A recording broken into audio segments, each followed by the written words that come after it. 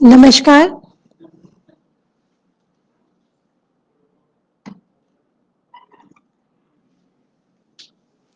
नमस्कार, आप देख रहे हैं खबर समय और आपके साथ मैं हूं पूजा।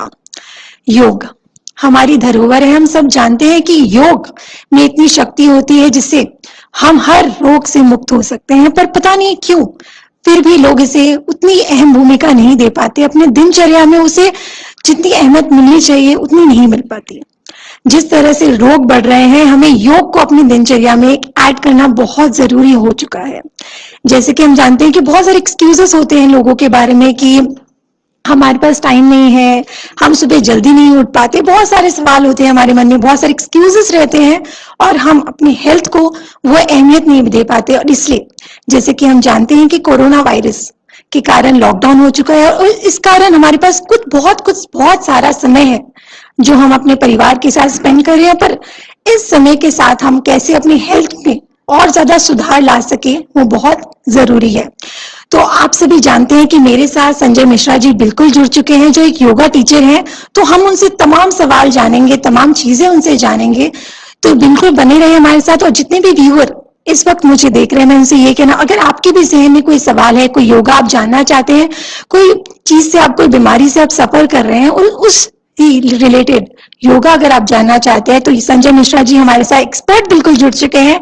तो आइए चलिए उनसे जानते हैं। तो सर, सबसे पहले बहुत बहुत स्वागत है आपका खबर समय में। वेलकम।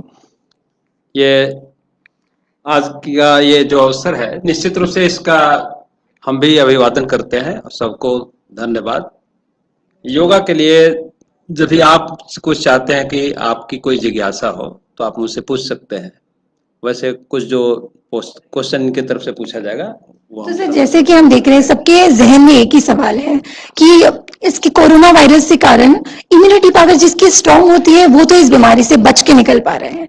तो योगा में भी तो इतनी पावर होती है जिससे हम अपनी कोरोना वायरस को नहीं, पर हमारी इम्यूनिटी पावर को इतना स्ट्रांग कर सके जिससे अगर वो हमें अफेक्ट भी करती है तो भी हम सुरक्षित उस बीमारी से बच सके। तो ऐसा कौन सा योगा है जो हमें अपनाना चाहिए, जो हम कम समय में कर पाए और इससे बहुत लाभ उठा पाए? योगा जैसे हमारा ये मान के चलिए कि सर्वाइकल एरिया, गर्दन का एरिया यदि फ्री रहे तो हमारा नॉर्मली ब्रीदिंग की क्षमता हमारी हरदम इंप्रूव्ड रहती है और हम बहुत ही प्रॉपर तरीके से ब्रीदिंग ले पाते हैं, कंसंट्रेट कर पाते हैं और इजी रह सकते हैं। लेकिन जैसे जैसे मान लीजिए कि सर्वाइकल का एरिया सपोज कि स्ट्रेस्ड हो गया या उसमें तनाव आ गया या खिंचाव हो गया तो हमारी नॉर्मल ब्रीदिंग भी शॉर्ट हो जाती है। हमारा कहने का मतलब कि हम एक्सेप्शनली कुछ करें या उसके बाद मान लीजिए कि समय निकाल के हम कुछ करें, उससे पहले बेटर है कि हम नॉर्मली जिस स्थिति में रहते हैं वो हमारे लिए सबसे बड़ा सपोर्टिंग होना चाहिए। क्योंकि मान लीजिए कि 24 घंटे में हम जो भी समय निकालते हैं, 24 घंटे यदि हम इजी रहे तो एक तरह से हम स्मूथली चल रहे हैं। और मान लीजिए कि हम, यदि कई बार होता है कि हम 20 घंटे अपने तरीके से रहे और 4 घंटे अपने तरीके से दूसरे तरीके से रहे, तो इसमें हम कन्फ्रंटिंग हो जाते हैं। तो हमारा ये मानना है कि मुझे कुछ ये हैबिचुएटेड होना चाहिए, अच्छी आदतों को अपने को डालना, इससे हमारी इम्यूनिटी ऑटोमेटिक इंप्रूव रहती है।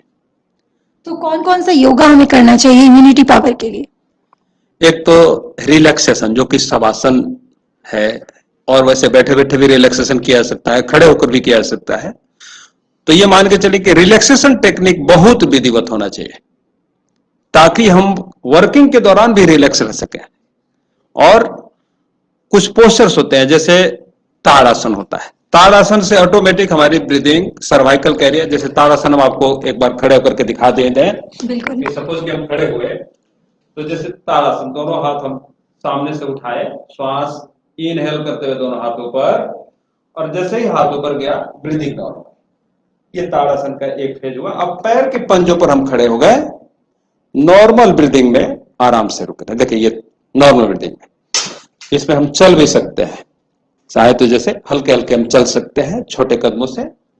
देखिए केवल देखते रहेंगे। हाँ, इस तरह 30 सेकेंड, 45 सेकेंड, 1 मिनट तक भी हम कर सकते हैं। अब फिर इनहेल करते हुए एड़ियों को नीचे लेना, फिर एक्सहेल श्वास छोड़ते हुए हाथ धीरे धीरे नीचे, और नॉर्मल। तो जैसा कि आप देख रहे हैं कि बहुत ही आसान है ये योगा, जिससे हमारी इम्यूनिटी पावर बहुत स्ट्रांग हो जाएगी। और हम देखते हैं कि रेस्पिरेटरी ऑर्गन में ये बहुत ज्यादा इफेक्ट करता है, तो उसको कैसे हम स्ट्रांग बनाएं? रेस्पिरेटरी ऑटोमेटिक, यदि हमारे सर्वाइकल एरिया फ्री होती है तो आप देख सकते हैं कि हमारे लंग्स यही सर्वाइकल के पास ही है। तो ये एकदम समझदारी का विषय है कि यदि सर्वाइकल हमारा इजी होता है तो लंग्स में ब्रीदिंग को जाने का संभावना ज्यादा है, उसको ज्यादा स्कोप मिलेगा। तो ये एकदम आपको ये समझ लेना है कि ये एरिया तो मुझे हर हाल में फ्री करना है, इतना कमिटमेंट होना चाहिए। लेकिन हमारा वर्तमान में जैसे हम लोगों का लाइफ स्टाइल अभी जो मोबाइल के चलते और कंप्यूटर के चलते या पढ़ने के तरीके के चलते या वर्किंग स्टाइल, चूंकि इतनी फॉरवर्ड बेंडिंग होती है, इतनी सामने की ओर झुकती हुई होती है कि यदि मान लीजिए कि कहीं हमको इस पर बैठने की, चलने की, इस तरह की आदत हो जाती है तो बाद में हम उसी स्थिति में आ जाते हैं। और इसके लिए इसका काउंटर पोस्चर चूंकि हम कर नहीं पाते, तो इसमें हमको लगता है कि ताड़ासन बहुत आपको हेल्प करेगा। इसके अलावा जैसे साइड से एक ये पर्वत आसन बोलते हैं, जैसे यही देखिए स्लो मोशन में मनी मनी इसमें जैसे हम काउंटिंग के साथ कर सकते हैं 1 2 3 4 5 6 7 8 9 10। इसी तरह 10 की स्थिति में ही धीरे धीरे वापस आते हैं 1 2 3 4 5 6 7 8 9 10। ये शुरू शुरू में बहुत अधिक नहीं करना है, नहीं तो होता क्या है कि हम चूंकि फॉरवर्ड बेंडिंग वाले लोग हैं या फॉरवर्ड बेंडिंग ज्यादा करते हैं तो वैसी स्थिति में कंधों में दर्द हो जाता है। इसलिए शुरू शुरू में इसको 2 से 3 ही राउंड करना है। जैसे जैसे अभ्यास हो जाए उसके बाद हम 5 राउंड 6 राउंड 10 राउंड भी कर सकते हैं, लेकिन शुरू में संख्या कम होना है।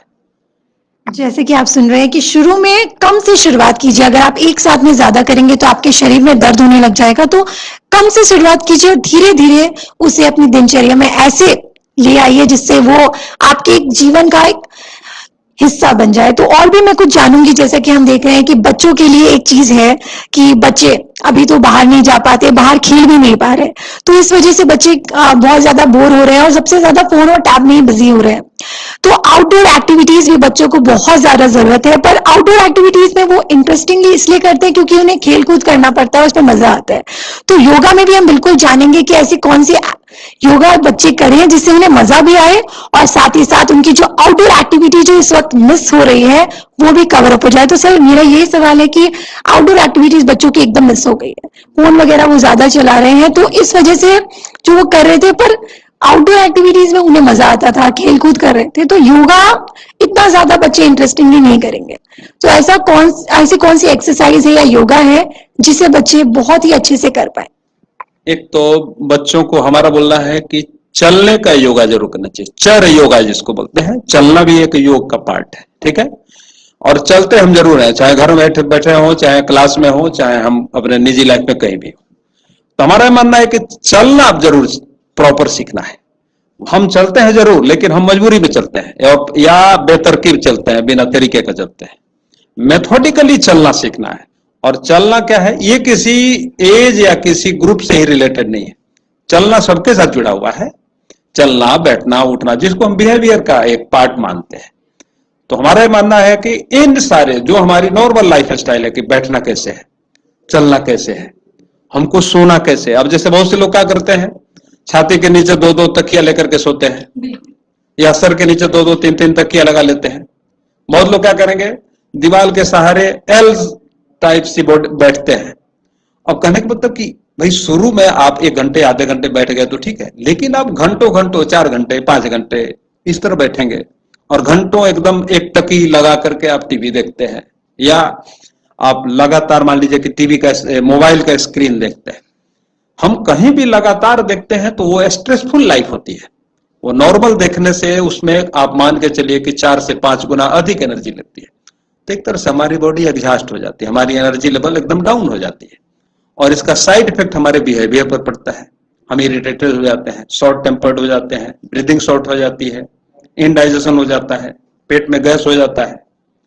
तो इन सारे कारणों से मतलब कहने का मतलब कि हम पॉजिटिव कुछ करें उससे अधिक महत्वपूर्ण है। फिर एक बार हम आपको रेखांकित करते हैं, इनको अंडरलाइन करते हैं कि हमारी उठना बैठना चलना इनको योग का हिस्सा माना जाए और इनको सुधार करके, यदि कोई आपको चलने में आपको ऐसा लगता है कि मुझे उतना अच्छे तरीके से भी चलना नहीं आ रहा है, हो सकता है क्योंकि हमने उस पर वर्कआउट नहीं किया है। तो किसी उचित व्यक्ति से जो इस डायरेक्शन में काम कर रहा है उसका सपोर्ट लेकर के सीख लिया जाए, या लाइफ स्टाइल में आजकल जैसे योग के बहुत से हिस्से लाइफ स्टाइल में, प्रार्थनाओं के समय स्कूलों में इनको गाइड किया जा रहा है। कुछ जो स्कूल है, इंस्टीट्यूट है, उनमें इनका एक रोल है। तो इन चीजों को शेयर करना चाहिए, और ये गार्जियन की भी जिम्मेदारी है कि ये सारी चीजें टीचरों के ऊपर ही नहीं छोड़ देना है, क्योंकि आज का स्टूडेंट कल का गार्जियन है। हम सभी गार्जियन जो आज हैं कभी ना कभी स्टूडेंट रहे हैं। तो हमारा ये मानना है कि हम यदि कहीं एक जगह एक पीढ़ी में भी वर्कआउट करते हैं या काम करते हैं, इसका असर पूरे एनवायरनमेंट पर पड़ेगा, पूरे हमारे इकोसिस्टम पर पड़ेगा। तो योगा क्या है? वह योगा वास्तव में यूनिवर्सल है। ये देखने में इंडिविजुअल लग रहा है, लेकिन ये टोटली यूनिवर्सल है, क्योंकि यदि मान लीजिए कि कोई एक कम्युनिटी डेवलप होगी तो स्वाभाविक है कि वो एनवायरनमेंट और स्ट्रांग होगा, और यदि वो एनवायरनमेंट और स्ट्रांग होगा तो निश्चित रूप से हमारे लाइफ स्टाइल और ऊंचा उठेगा, हमारी सोच अच्छी होगी, और यदि सोच अच्छी होगी तो इसका परिणाम कुछ और होगा, और उसी परिणाम को हम सारे वेट करना चाह रहे हैं, हम उसकी प्रतीक्षा कर रहे हैं। लेकिन ये बिना पुरुषार्थ के, बिना मेहनत के नहीं होने वाला है। इसके लिए आपको क्वालिटी टाइम निकालना पड़ेगा, सबसे बचा हुआ टाइम नहीं। इसलिए प्राइमरी लेवल में ही हमारी ये तैयारी होनी चाहिए कि दिन की शुरुआत के एकदम इनिशियल स्टेज में सवेरे के कुछ समय, जैसे 15 मिनट भी आप निकालिए, लेकिन निकालिए, और समय निकाल करके ही मेथोडिकली सीखिए। सर एक और सवाल है कि कम समय में, जैसे लगभग 15 मिनट अगर हम अपने पूरी दिन में अगर 15 मिनट योगा को देते हैं, तो 15 मिनट में हम कौन कौन से योगा करें जिससे हमारा ओवरऑल पूरा बॉडी फिट रहे? शुरुआती जो 15 मिनट का योगा में हम आपको बोलेंगे कि एक तरह स्पाइनल कॉलम के जैसे रीढ़ की ट्विस्टिंग जरूर होनी चाहिए, कंधे फ्री होने चाहिए, जैसे लोअर बैक में जो स्ट्रेस है, और मिडल बैक जैसे डोर्सल पार्ट, बीच का पेट, वो फ्री होना चाहिए। एब्डोमेन, पेट का हिस्सा जो हमारा स्टीफ है, तो पेट के हिस्से को भी रिलैक्स होना चाहिए। तो जैसे अब हम आपको बोलेंगे जैसे पवन मुक्तासन, अभी इसको तो यहां करना संभव नहीं है, लेकिन पवन मुक्तासन आप बोलेंगे तो बाद में हम इसको बता भी सकते हैं। लेकिन सीधा लेट करके दोनों पैरों को मोड़ना, और एक पैर जैसे पेट के बगल से लेते हैं, दूसरा पैर मुड़ा हुआ रहेगा। अधिकांश जो पवन मुक्तासन लोग करते हैं उसमें एक पैर सीधा करते हैं, और उसमें हम देखते हैं कि लोअर बैक और पेट पर प्रॉपर प्रेशर नहीं आता है, या प्रॉपर वहां स्ट्रेस नहीं आता है, और उसके चलते वो हिस्सा एक तरह से अछूता रह जाता है, उसमें जो परिवर्तन आना चाहिए नहीं आता है। तो इन चीजों को, जैसे इसको पवन मुक्तासन को, फिर जैसे ट्विस्टिंग जो हम करते हैं, ट्विस्टिंग मतलब पैर मोड़ करके जो ट्विस्टिंग, बाएं तरफ पैर दाहिने तरफ मुंह, दाहिने तरफ पैर बाएं तरफ मुंह, ये पैर सटा करके, इसको मरकट आसन का पार्ट 1 बोलते हैं। इसी तरह पार्ट 2, पैरों में गैप करके हाथ फैले हुए एकदम टी के जैसे हाथ, और दोनों पैर ट्विस्ट करना, जैसे लेफ्ट साइड में पैर को तो मुंह राइट साइड, और यदि राइट साइड में पैर को तो मुंह लेफ्ट साइड, इस तरह ट्विस्टिंग। एक और चीज है जो हम बहुत दिन से मैं सुनते आ रही हूँ कि लोग ऐसा कह रहे हैं कि कोरोना वायरस, जो लोग स्मोकिंग करते हैं, जो अल्कोहल कंज्यूम करते हैं, उन्हें ये बीमारी नहीं हो रही। तो ये एक तरह का बात फैल रहा है कि जो लोग अल्कोहल पीते हैं, जो स्मोकिंग करते हैं, उन्हें ये बीमारी नहीं होती, कोरोना वायरस नहीं होता। तो इस संदर्भ में एक्सपर्ट आप क्या कहते हैं? देखिए, अल्कोहल को या स्मोकिंग को हम जस्टिफाई तो नहीं कर सकते। कहने का मतलब क्या हुआ कि कुछ चीज हो सकता है कि उसके चलते आपको ऐसा पॉजिटिव लग रहा है, लेकिन आप क्या खो रहे हैं ये आपको मालूम नहीं। आप भाई मान लीजिए कि हो सकता है वो नहीं हो रहा है, लेकिन मान लीजिए कि लीवर फंक्शन आपका डैमेज हो रहा है, तो वो तो रिटर्न होने वाली चीज नहीं है, क्योंकि लीवर का डैमेज होना आपके पूरे सिस्टम को डिस्टर्ब कर सकता है। दूसरा कि कभी भी ये हमारी जानकारी उस मामले में लिमिटेड है, सीमित है। हम अभी इसके बारे में जो जिन चीजों के बारे में ऑथराइज नहीं जानते हैं उसके बारे में टिप्पणी नहीं करना चाहिए। योग का एक कार्य भी है कि जितना आप जानते हैं उतना ही बोलिए। हम कहीं से सुनी हुई बातों को दिमाग में रटने लगे, ये उचित तरीका नहीं है। खुद को एक सेल्फ सेटिस्फैक्शन देने के लिए कि ये चीज हो रही है कि हाँ स्मोकिंग कर रहे हैं। जस्टिफाई नहीं करें, ये योग का ये भी एक है कि हमारे बिहेवियर में आना चाहिए। मान लीजिए कि अब गलत चीजों को हम लोग जस्टिफाई करना शुरू कर देते हैं या उसको साइड से सपोर्ट करना शुरू कर देते हैं, ये गलत तरीके हैं, इनको अलाउ नहीं किया जा सकता है। या ये कुछ दिन तो चल सकता है लेकिन बाद में ये आपको सपोर्ट नहीं करने वाला है। बिल्कुल। तो जो महिलाएं प्रेग्नेंट है, प्रेग्नेंट लेडीज के लिए भी कुछ योगा है, क्योंकि वो हर एक्सरसाइज और डर भी रहता है मन में कि हम ये योगा कर सकते हैं या नहीं, और बेसिकली लोग ये सब चीजों पे विश्वास नहीं करते। एक प्रॉपर एक एक्सपर्ट अगर बताए कि प्रेग्नेंट लेडीज ये योगा कर सकती है, तो ऐसा कौन कौन सा योगा है, और कपाल भारती, लोम विलोम जो होता है वो प्रेग्नेंट लेडीज कर सकती है या नहीं? अभी कपाल भाती और अनुलोम विलोम तो करना चाहिए, कपाल भाती हम नहीं बोलेंगे करने के लिए। दूसरा कि हमारा मानना है कि पवन मुक्तासन शुरू में, लेकिन इसको किसी के थ्रू जो कराते हैं, जो योगा कराते हो, जो योगा टीचर हैं, उनके सपोर्ट से आप बल्कि पवन मुक्तासन जो ट्रेंड हाथ है उससे करवाइए। हम तो पर्सनली अभी कम से कम जैसे वर्तमान में अभी 3 लेडीजों को देख रहे हैं जो प्रेग्नेंट हैं, क्योंकि उनको थोड़ा सा अकेले सारे पोस्चर वो नहीं कर सकते तो उनको कठिनाई होगी, लेकिन सपोर्ट करके किया जा सकता है और बहुत से पोस्चर वो आराम से कर भी पाते हैं। और ब्रीदिंग एक्सरसाइज करना चाहिए, रिलैक्सेशन और शवासन सीखना चाहिए, ये बहुत ही आपको हेल्प करेगा। शवासन कभी भी किया जा सकता है लेकिन खाने के तुरंत बाद नहीं करना है। खाने के तुरंत बाद रिलैक्सेशन या शवासन नहीं करना है, क्योंकि आपका डाइजेशन सिस्टम रुक जाएगा और इससे पेट में गैस वगैरह हो जाएगा। इसलिए खा लिया तो कम से कम 2 से 3 घंटे बाद, और खाली पेट है तो कभी भी कर सकते हैं। रिलैक्सेशन तो जैसे मान लीजिए कि आप जैसे 5 से 6 महीने का यदि जब प्रेगनेंसी हो तो बीच बीच में 15 मिनट 20 मिनट समय निकाल करके रिलैक्सेशन करना चाहिए। तो जैसा कि हम जानते हैं, जितने भी व्यूअर्स इस वक्त मुझे देख रहे हैं, अगर आपके भी जहन में कोई सवाल हो, कोई योगा आप जानना चाहते हैं तो हमारे कमेंट सेक्शन में बिल्कुल ले सकते हैं, हम उन सारे सवालों का जवाब देने की बिल्कुल कोशिश करेंगे। साथ ही साथ एक और चीज मैं जानना चाहती हूँ कि बहुत सारे हम देख रहे हैं कि लोगों के सुबह जब उठते हैं तो हाथ में दर्द, जोड़ों में दर्द होता है। तो सिर्फ और सिर्फ ये ऐसा नहीं है कि सिर्फ जो एजेड है उन्हें ये सब हो रहा है, आजकल कम उम्र के लोगों में भी ये चीजें देखी जाती है कि सुबह जब उठते हैं तो वो एक फ्रेश नींद नहीं होती, हमारे शरीर में दर्द रहता है, एक फ्रेश नींद वाली समस्या लोगों की है। तो इसमें योग क्या मदद कर सकता है? आपको फिर हम एक बार रिमाइंड कर दें कि जैसे शुरू में ही हमने बोला ना कि जो लोग बैठने का और खड़े होकर के लगातार एक जगह से काम ज्यादा कर रहे हैं, ऐसे लोगों के सर्वाइकल और बीच का जो मिडल बैक है वो स्टिफ हो जाता है, और उसका परिणाम स्वरूप लोअर बैक, कमर पर, घुटनों पर, एड़ियों पर ज्यादा स्ट्रेस आता है। और ये सारे ज्वाइंट्स के एरिया है, तो यहाँ चूंकि 2 मसल्स जुड़ते हैं, तो चूंकि जहां भी ज्वाइंट होगा वहां मसल्स में स्ट्रेस आ जाता है, तनाव आ जाता है, और उसके चलते हम नॉर्मल भी काम करते हैं तो दर्द होता है। तो हमारा ये मानना है कि आदतों पर सबसे पहले काम करना चाहिए। यदि हमारी आदत है कि हम सामने झुक करके काम करते हैं, क्योंकि वर्किंग आपको कहीं भी करना पड़ सकता है, तो आप जिनको भी आगे झुकने का है वो अपने सर्वाइकल को ठीक रखें। यदि मान लीजिए कि कोई बहुत अधिक मूवमेंट वाला काम करता है तो उसको रिलैक्सेशन सीखना चाहिए। यदि कोई बहुत बैठ करके या खड़े होकर के फिक्स पोस्चर में काम करते हैं तो उनको रीढ़ की ट्विस्टिंग जरूर करना चाहिए। और यदि हम दिन में अपना प्रॉपर मेहनत नहीं करते हैं तो ब्रीदिंग शॉर्ट हो सकती है और रात में हमारा नींद भी डिस्टर्ब हो सकता है। तो हमारे एक व्यूअर ने एक बात कही है, मैं कहना चाहूंगी, क्या खाना पेट में जाना ही सबसे अच्छा योग है? सिर्फ योगा से ही नहीं चलेगा, गरीब इंसान कहाँ से योगा करेंगे? तो जैसा कि आप कह रहे हैं गरीब इंसान कहाँ से योगा करेंगे, तो हाँ, ये हमारे एक व्यूअर का सवाल है कि गरीब इंसान योगा कैसे करेंगे। तो बिल्कुल हम चाहेंगे कि आप इस सवाल का उन्हें, ये केवल जैसे कनक, इसमें गरीबी और अमीरी का कुछ नहीं, श्वास तो गरीब आदमी भी लेता है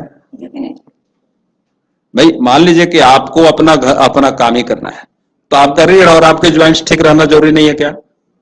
ये केवल बोलने के तरीके हैं, कहने के मतलब कि बोलने के लिए नहीं बोलना चाहिए।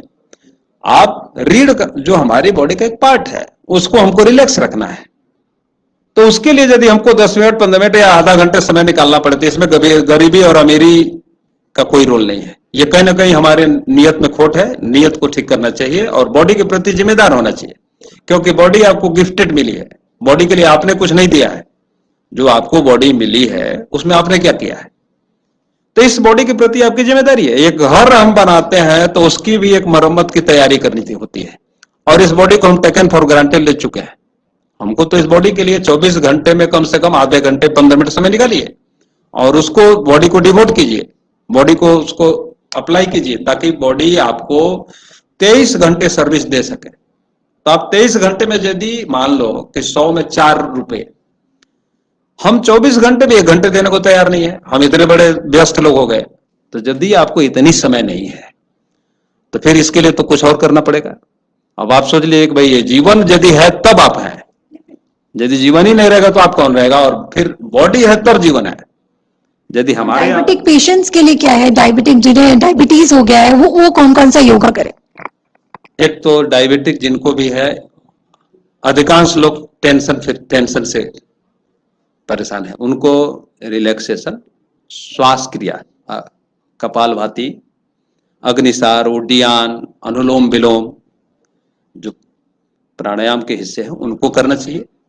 नॉर्मल लाइफ में कम से कम जैसे 40-45 मिनट बॉडी में ऐसे होना चाहिए कि पसीना या बॉडी में थोड़ी हीट आ जाए, इस स्तर तक उनको मेहनत करना चाहिए।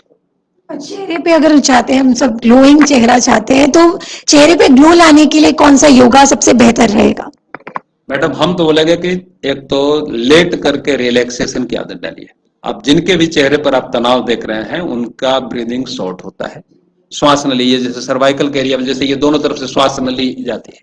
और सपोज कि मान लीजिए हमारी रीढ़ टाइट हो गई, श्वास अभी शॉर्ट हो गया, अभी हमारा हो सकता है कि फूड पाइप डिस्टर्ब होगा, यहाँ यही छाती की पसलियां है और यही हमारे लंग्स पूरे श्वास खींच नहीं पाते हैं। कहने का मतलब कि हम कुछ करें उससे पहले बेटर है कि इन बेसिक चीजों को ठीक करना, बेसिक करेक्शन। तो फिर मैं एक और सवाल आपका कहना चाहूंगी कि शॉर्ट पीरियड में कौन सा इफेक्टिव योगा जो हम कर सकते हैं, तो एक बार हमें बता दीजिए कि कम समय में, जैसे अगर हम 15 मिनट भी करते हैं तो कितने कितने देर तक कौन कौन सा योगा हम करें जिससे ओवरऑल बॉडी हमारी ठीक हो जाए। हमारा जैसे आपसे आग्रह रहेगा कि जैसे एक तो पोस्चर जैसे भुजंगासन सपोज होता है, भुजंगासन जैसे पेट के बल लेट करके, तो किसी भी पोस्चर में कम से कम 45 सेकंड से लेकर 1.5 मिनट तक का समय लग सकता है, लगना चाहिए। और पोस्चर में अस्थायित्व होना चाहिए, स्टेबिलिटी होनी चाहिए। और तीसरा कि पोस्चर को जल्दबाजी मत कीजिए, पोस्चर को टाइम दीजिए। किसी पोस्चर के अनुसार जैसे कोई 45 सेकंड, कोई 1.5 मिनट से अधिक पोस्चर नहीं करना चाहिए। और इस तरह जैसे मकर चलासन होता है, अर्धशलभासन होता है, सामने पेट के बल लेट करके दाहिना हाथ बायां पैर, इस तरह का कॉम्बिनेशन कि दाहिना हाथ बायां पैर, बायां हाथ दाहिना पैर, इस तरह चलाते हैं। और कपालभाति, लोम विलोम कितनी देर तक करें? कपालभाति शुरू में 10 मिनट करना चाहिए, अनुलोम विलोम भी 10 मिनट करना चाहिए। लेकिन सबसे अधिक हमको लगता है कि कपालभाति के बाद सबसे पहले भस्त्रिका सीखना चाहिए। भस्त्रिका जो छाती में श्वास लेते हुए पेट को थोड़ा इनवर्ट, श्वास छोड़ते हुए पेट रिलैक्स, ये भस्त्रिका का टेक्निक है। तो भस्त्रिका टेक्निक पहले सीखना चाहिए, बाद में फिर अनुलोम विलोम, और उसी तरह अनुलोम, भ्रामरी, ओमकार, उज्जाई। तो जितने भी व्यूअर्स आपको इस वक्त देख रहे हैं, क्या कहना चाहेंगे उन सबको जो स्वास्थ्य के प्रति तो इतने जागरूक नहीं है, अपना काम को सबसे ज्यादा वो अहमियत दे रहे हैं, पर स्वास्थ्य पे एकदम लेट से उतना ध्यान देते हैं। तो उन सबको, क्योंकि अभी लॉकडाउन है तो सबके पास समय है अपने हेल्थ को, बट आफ्टर लॉकडाउन फिर लोग वैसे ही हो जाएंगे, अपने काम के प्रति फिर बिजी हो जाएंगे और अपने हेल्थ को उतनी अहमियत नहीं दे पाएंगे। तो उन सारे लोगों को आप क्या कहना चाहेंगे योगा से रिलेटेड? एक तो साइकोलॉजिकली ये तैयारी जरूर होनी चाहिए कि शरीर को हम सबसे अंत में महत्व देते हैं। तो हमारा बोलना है कि ये तो एकदम अभी से करेक्शन होना चाहिए कि मजबूरी में यदि कोई काम आप करने जाएंगे और कहेंगे कि 3 दिन में रिजल्ट आ जाए और 5 दिन में रिजल्ट आ जाए, तो इतनी सिंसियरिटी तो जरूर होना चाहिए कि आप समय रहते जग जाइए। दूसरा कि इसको हम लाइफ स्टाइल का एक हिस्सा माने। जिस तरह हमारे लिए खाना जरूरी है, कपड़े जरूरी है, उससे कम जरूरी ये नहीं है। हम कहीं ना कहीं ग्रेडिंग जो हम करते हैं सबसे पीछे करते हैं, शरीर के बारे में सबसे बाद में सोचते हैं। जब सारा समय बीत जाता है उसके बाद तब हम जाकर शरीर के बारे में विचार करते हैं। जबकि हम सोते भी हैं तो बॉडी उसमें सपोर्ट करती है, तब सोते हैं। लेकिन हमको शरीर के बारे में ग्रेटफुल होने की आदत उस समय भी नहीं है। हमारा ये मानना है कि एटीट्यूड का अंतर सबसे पहला अंतर है। आपका एटीट्यूड अभी बदलना पड़ेगा एटीट्यूड बिना बदले आपको काम नहीं मिलेगा, इसका रिजल्ट नहीं मिलेगा। तो जैसा कि आपने सुना, योगा एक्सपर्ट से सुना कि जैसे कि खाना जरूरी है, सांस लेना जरूरी है, हमारे साथ ये जो सारी चीजें हैं जो हमारे जीवन में जरूरी है, वैसे ही योगा भी हमारे जीवन में उतनी ही अहमियत रखता है। तो इसे कुछ समय के लिए कीजिए, एटलीस्ट 15 मिनट्स अपने लिए निकालिए, अपने हेल्थ के लिए निकालिए, जिससे आप जितनी भी बीमारी है उन सब से बच सके। जितनी भी प्रॉब्लम्स अभी आपको कोई बीमारी है या नहीं हुई है, उसका वेट मत कीजिए और जल्दी योगा अपने एटलीस्ट फॉर 15 मिनट्स आप अपने लिए समय निकालिए और योगा करिए। और इन सब के साथ दीजिए मुझे इजाजत, और आप देखते रहें खबर समय, हर समय खबर समय।